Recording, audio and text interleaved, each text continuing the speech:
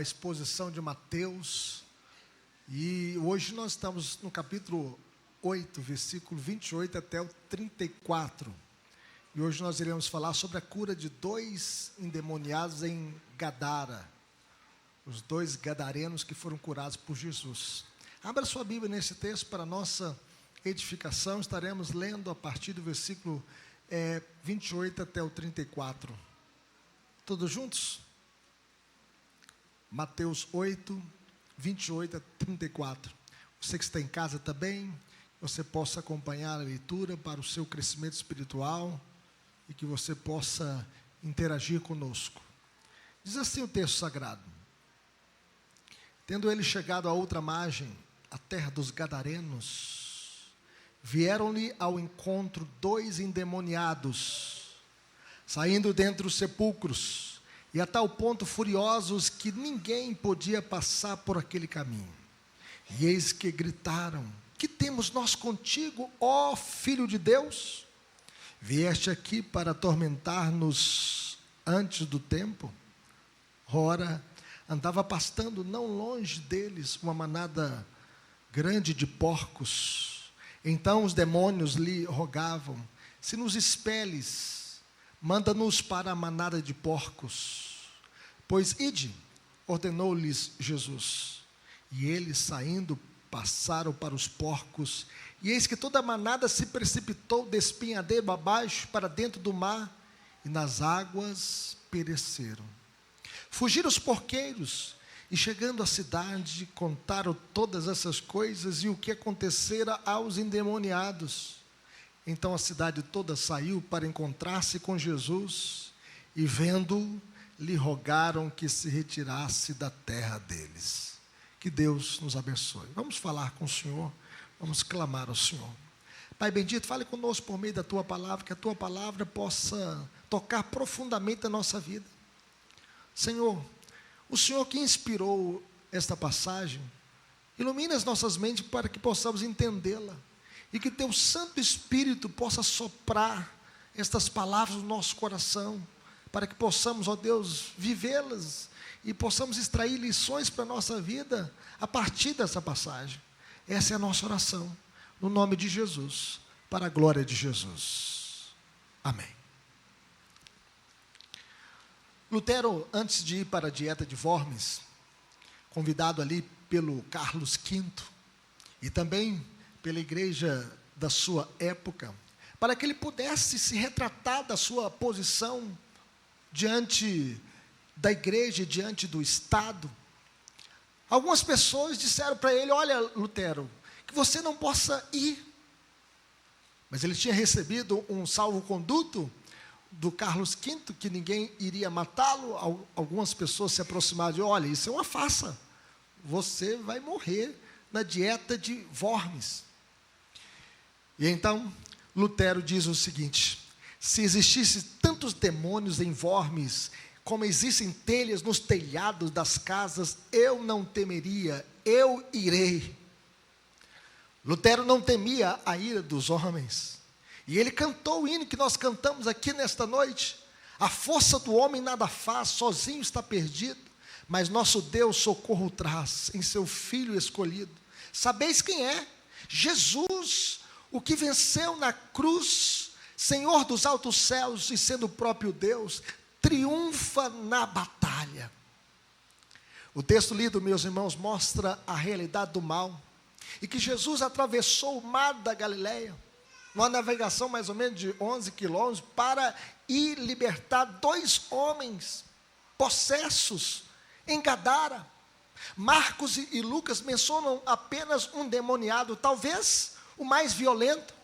E nesse milagre, Jesus demonstrou o seu poder sobre as forças espirituais do mal. O mal existe. Não podemos dizer que tudo é diabo, mas nós não podemos negar a existência do mal. Nem tudo é psiquiátrico.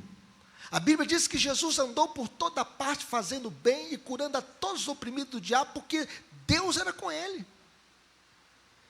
E esta passagem nos mostra, meus irmãos, a condição deprimente desses 2 homens. O texto diz que, tendo ele chegado a outra margem, a terra dos gadarenos, vieram-lhe ao encontro 2 endemoniados saindo dentre os sepulcros, e a tal ponto furiosos que ninguém podia passar por aquele caminho. Eles eram homens dominados por espíritos maus, por demônios, diz o texto. E os demônios são anjos caídos. Os demônios são espíritos a serviço de Satanás. Satanás não quer a felicidade de nenhum ser humano, de nenhuma família. Os espíritos imundos são espíritos reais, não são imaginários. A possessão demoníaca, meus irmãos, não é mito, mas é uma triste realidade. Algumas vezes a gente anda pelas praças, a gente pode perceber que algumas pessoas estão andando ali dominadas pelas drogas e por demônios, pessoas escravizadas. Pessoas às vezes que fizeram até um curso superior, mas estão na sarjeta, dominadas. Como esses 2 homens que estavam vivendo nos sepulcros. Eles viviam nos sepulcros um lugar de morte. Homens com espíritos imundos vivendo num lugar imundo. Segundo a lei, tocar em um sepulcro tornava uma pessoa imunda. E eles viviam longe do convívio familiar, longe do convívio social. Eles viviam entre os mortos. O espírito imundo quer chafurdar a nossa vida na imundícia, na sarjeta, na miséria. Assim como esses 2 homens possessos, há muitas pessoas hoje aflitas, perturbadas, vivendo nos sepulcros, inquietas, sem paz, sem família, sem dignidade, sem amor próprio, ferindo-se a si mesmas e espalhando terror aos outros. Pessoas oprimidas, possessas por Satanás. E o texto diz que eles eram muito violentos e a tal ponto furiosos que ninguém podia passar por aquele caminho.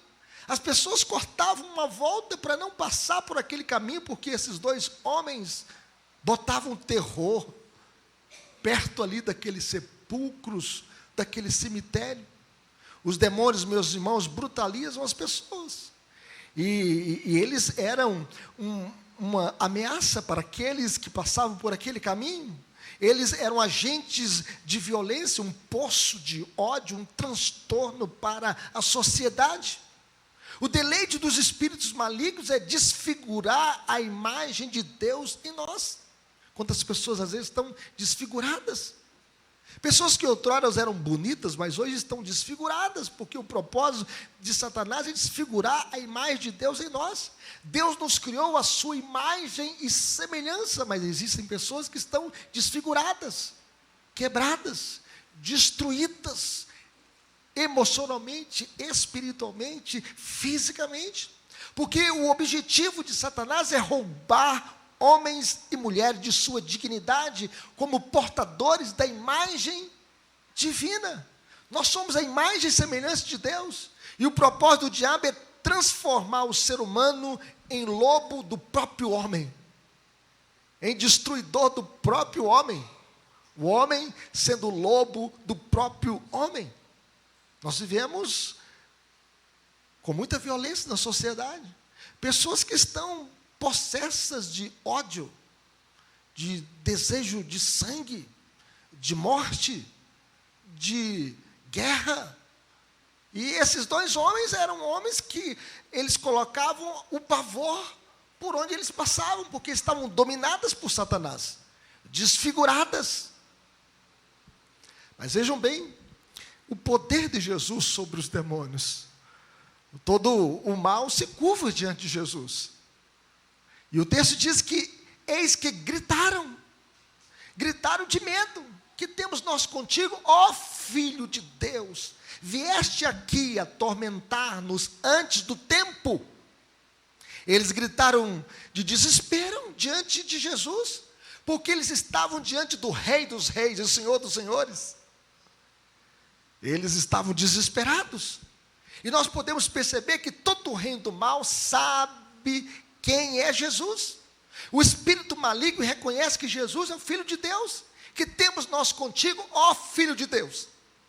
Eles sabiam quem era Jesus. Embora os líderes religiosos hipócritas duvidassem que Jesus era o Messias, o Filho de Deus, os espíritos malignos sabiam com quem estavam lidando, que eles estavam lidando com Jesus, o Deus homem. aquele que se fez carne, aquele que habitou entre nós, cheio de graça e verdade, e vimos a sua glória, glória como do unigênito do Pai. No entanto, ele se opõe àquele que eles sabem ser o Filho de Deus. Por isso, eles disseram: que temos nós contigo, ó Filho de Deus? Então, meus irmãos, não basta conhecer a Jesus, não basta saber quem Ele é, não basta conhecer Jesus e odiá-lo. Conhecer Jesus e odiá-lo é demoníaco.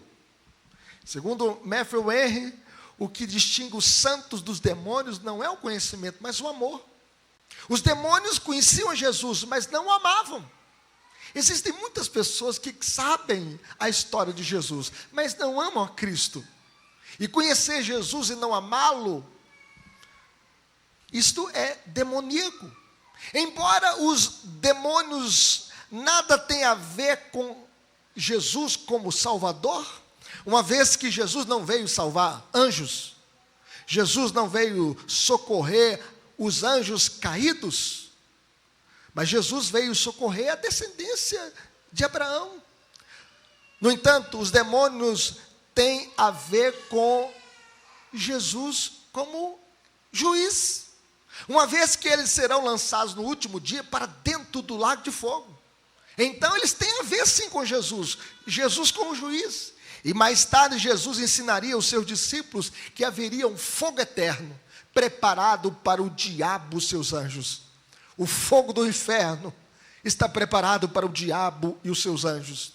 O espírito mau, meus irmãos, sabe do julgamento final. Por isso eles disseram: vieste aqui atormentar-nos antes do tempo? Antes do julgamento final? Antes do juízo final? Os demônios sabem que pouco tempo lhes resta, que os seus dias estão contados, e que para os demônios e Satanás não existe perdão, não existe graça, não existe salvação. Jesus não morreu na cruz para redimir Satanás e os seus anjos, não. Jesus morreu na cruz para redimir a sua igreja, para comprar a sua igreja. Em Apocalipse capítulo 12, versículo 12 está escrito: por isso festejai, ó céus, e vós os que neles habitais. Ai da terra e do mar, pois o diabo desceu até vós, cheio de grande cólera, sabendo que pouco tempo lhe resta. O diabo está cheio de ira, de ódio, de maldade, porque ele sabe que pouco tempo lhe resta, e para ele não tem perdão, não tem salvação. No juízo final, eles serão lançados para dentro do lago de fogo, onde eles experimentarão um tormento sem descanso. Agora eles têm alguma liberdade de ir e vir, de rodear a terra, de perturbar as pessoas, de afligir as famílias, mas no entanto chegará um dia que eles serão lançados para dentro do lago de fogo e serão atormentados para sempre, sem descanso, e sofrerão o juízo eterno de Deus. Os demônios, meus irmãos, estavam cientes de que terminaria em algum momento a sua capacidade de vagar pela terra, de tentar os seres humanos, de afligir, de oprimir e de possuir pessoas, porque eles serão lançados para dentro do lago do fogo. Percebam bem que Jesus permitiu que os demônios entrassem nos porcos. O texto diz que, ora, andava pastando ali, não longe deles, uma grande manada de porcos. Marcos diz que eram 2.000 porcos. Então os demônios lhe rogavam: se nos expeles, manda-nos para a manada de porcos, pois ide, ordenou-lhes Jesus. E eles, saindo, passaram para os porcos, e eis que toda a manada se precipitou da espinhadeira abaixo para dentro do mar, e nas águas pereceram. Os demônios pediram que Jesus os mandasse entrar nos porcos. Uma grande manada de porcos estava à frente deles. O nome dos demônios, meus irmãos, que possuíam os homens, era grande, um número grande. Marcos chega a dizer que era uma legião, e uma legião pode chegar a 6.000 soldados. Alguns pensam que esses 2 homens estavam possuídos por 6.000 demônios. E Jesus, ele transferiu os demônios dos endemoniados com uma única palavra.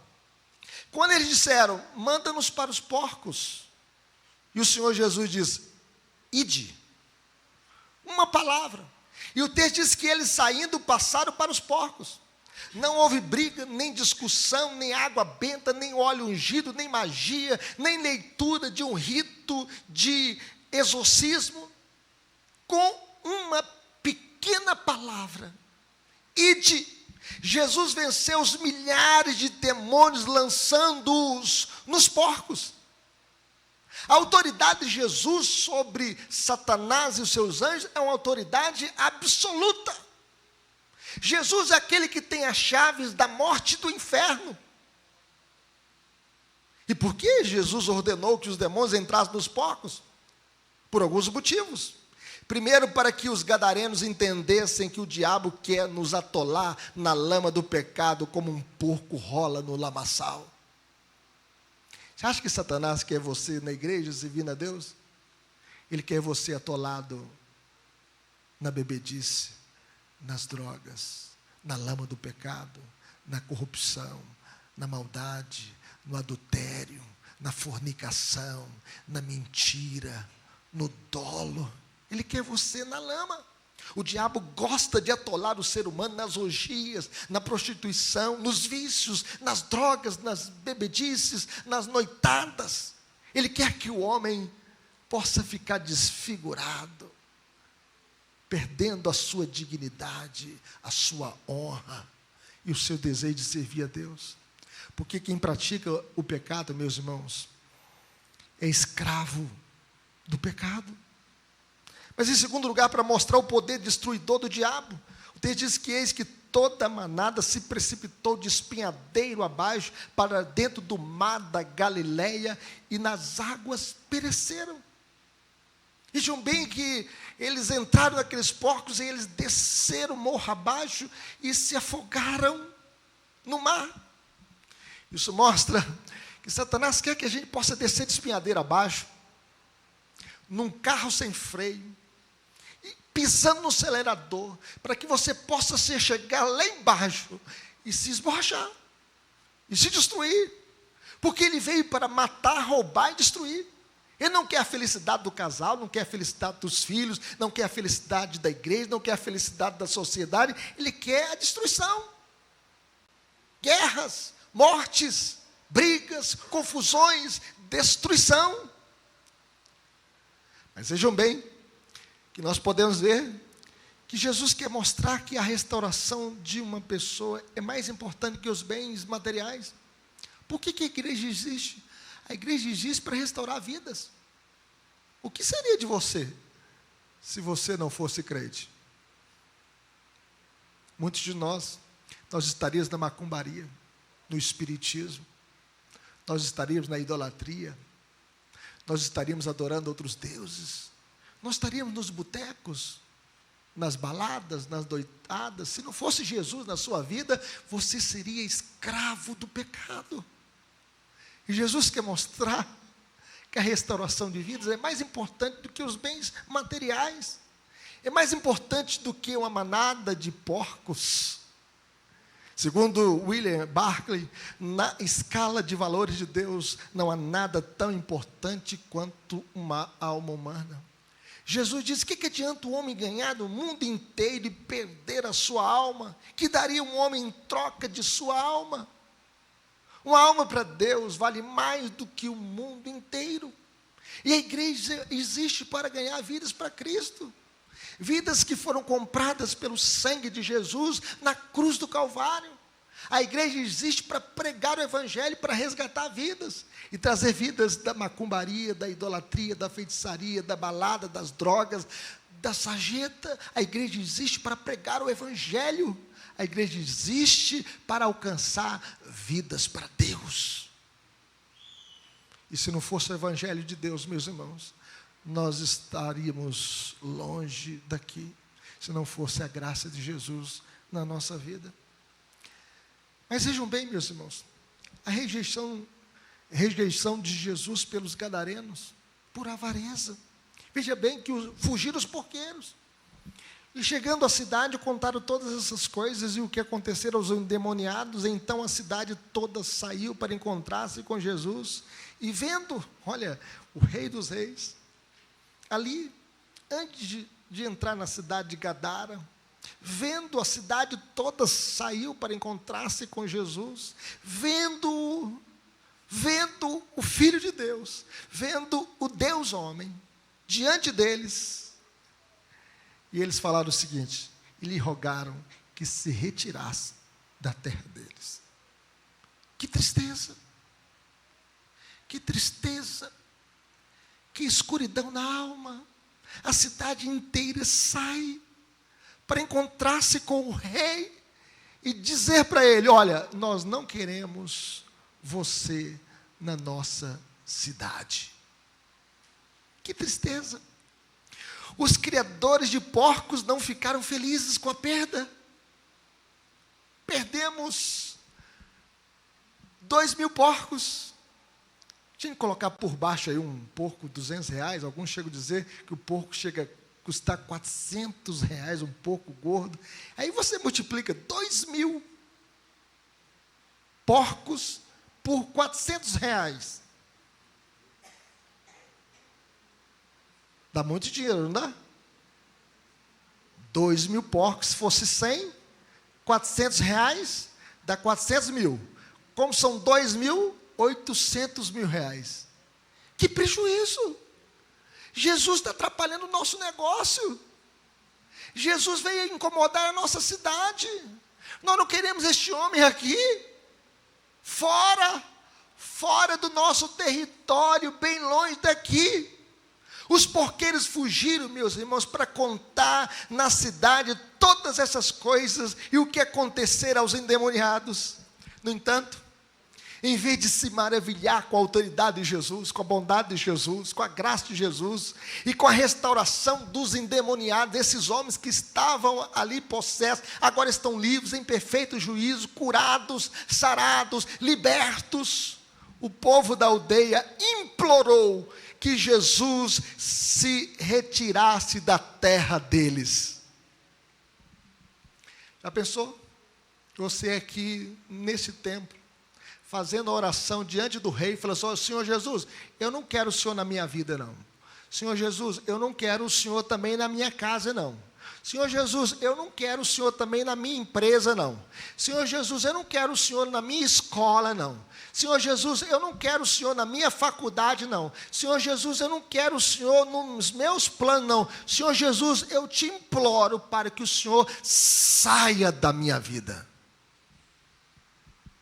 Você teria coragem de fazer uma oração dessa? Foi esta oração que eles fizeram diante de Jesus, pedindo, saia daqui, nós não queremos o Senhor aqui. A aldeia implorou que Jesus se retirasse da terra deles. As pessoas dessa região, meus irmãos, eram empedernidas, endurecidas, cegas.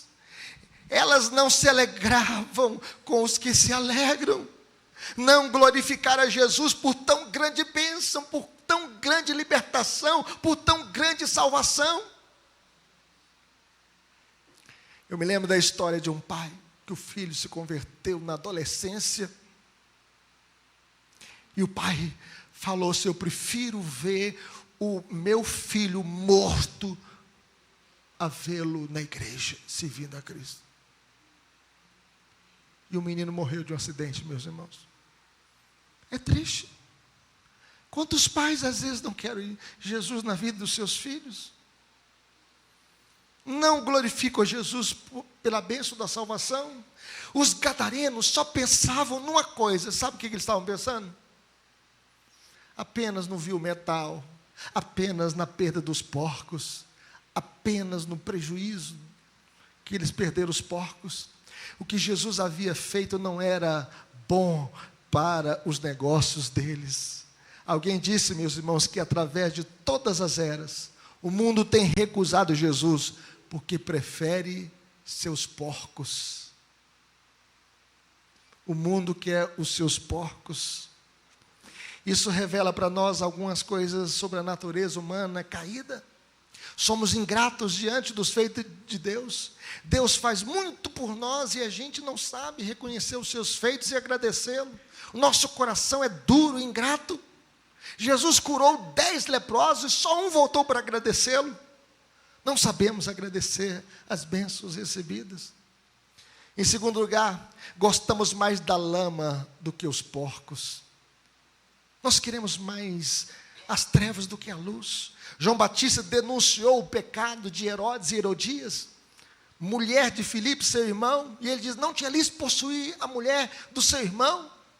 E Herodes ficou tão chateado, juntamente com Herodias, porque estava desmanchando os prazeres de Herodes e Herodias, e por causa disso João Batista ficou preso, e por causa disso Herodes mandou cortar a cabeça de João Batista. Mas João Batista perdeu a cabeça, mas não perdeu a consciência. Há um grande número, meus irmãos, de pessoas que preferem os seus porcos ao Salvador. E assim ficam sem Cristo e sem salvação, que somente Ele pode proporcionar, somente Ele pode conceder, somente Ele pode dar a salvação. No último dia, esses que rejeitaram a Cristo ouvirão as palavras mais duras de suas vidas. O Senhor Jesus vai dizer, apartai-vos de mim, malditos, para o fogo eterno, preparado para o diabo e os seus anjos. Amamos, meus irmãos, mais as coisas do que as pessoas. Para os gadarenos, os porcos eram mais importantes do que a libertação de pessoas. Eles eram avarentos, amavam mais os seus negócios do que vidas humanas. Mas para Jesus, o homem vale mais do que o mundo inteiro. Por isso, meus irmãos, não é possível viver com Cristo quem pensa contrariamente a Cristo. Como andarão dois se não estão pensando a mesma coisa? Como nós iremos andar com Jesus se nós pensamos de maneira contrária ao que Cristo pensa? Não há harmonia entre a luz e as trevas. Aplicações para a nossa vida, meus irmãos, diante de tudo aquilo que nós ouvimos, como viveremos? Em primeiro lugar, não subestimando o poder destrutivo de Satanás. Não brinque com as obras das trevas. Lembram na Mantena? Meninos brincando lá de invocar o diabo, né? Para o copo mexer de um lado para o outro. Daqui a pouco o menino lá no canto da sala ficou endemoniado. O demônio possuiu o corpo do menino. Não brinque com as obras das trevas. O diabo destruiu a vivência familiar deste homem gadareno. Ele vivia nos sepulcros. Ele destruiu o amor próprio deste homem. O evangelista Marcos disse que ele se feria com pedras. As suas emoções estavam destruídas. Satanás destruiu a sua sanidade mental. No texto paralelo de Marcos diz que ele andava de dia e noite gritando nos sepulcros. Ele destruiu o seu convívio social. Ele foi preso muitas vezes com grilhões e cadeias e quebrava aqueles grilhões e ia morar nos sepulcros. Porque o propósito de Satanás, meus irmãos, continua sendo matar, roubar e destruir.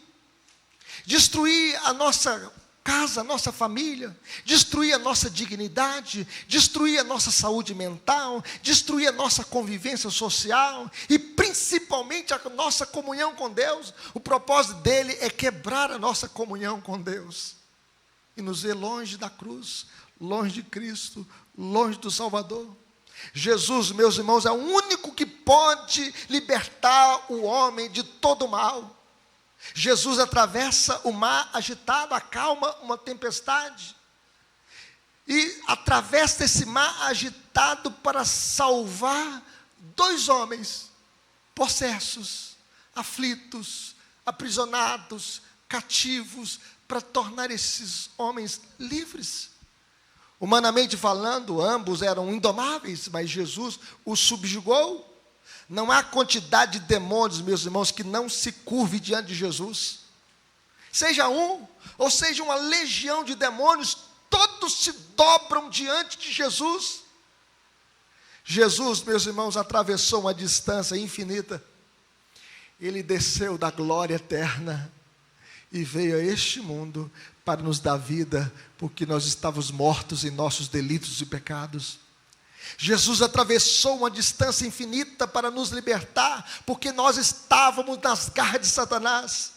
Jesus atravessou uma distância infinita para nos vestir com a sua justiça e nos cobrir com a sua graça e escrever o nosso nome no livro da vida, e do livro da vida ninguém mais pode apagar o nosso nome, porque estamos cobertos com a justiça de Cristo. Louvado seja Deus. Mas, meus queridos irmãos, nós podemos ver aqui, em segundo lugar, como viveremos, confiando no poder libertador de Jesus. Confie neste poder libertador de Jesus, só Ele pode libertar a nossa vida de todo mal. Mas em terceiro lugar, como viveremos? Convidando Jesus para permanecer no nosso meio. Todos os habitantes de Gadara vieram se encontrar com Jesus. E apesar de terem visto os dois homens libertados e perfeitos, sãos, pediram que Jesus se retirasse da terra deles. Os cidadãos de Gadara se mostraram piores do que os demônios. Esses cidadãos estavam piores do que os demônios. Preferiram afastar Jesus de seus domínios e continuar alimentando os porcos dos seus múltiplos pecados.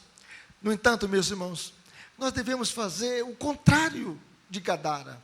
O contrário desses gadarenos, o contrário dessa cidade que saiu inteira para encontrar-se com Jesus, para dizer: retire-se do nosso meio. Nós devemos convidar Jesus para permanecer no nosso meio. Devemos convidar Jesus dizendo: fica, Senhor, porque sem o Senhor eu estou perdido na lama do meu pecado.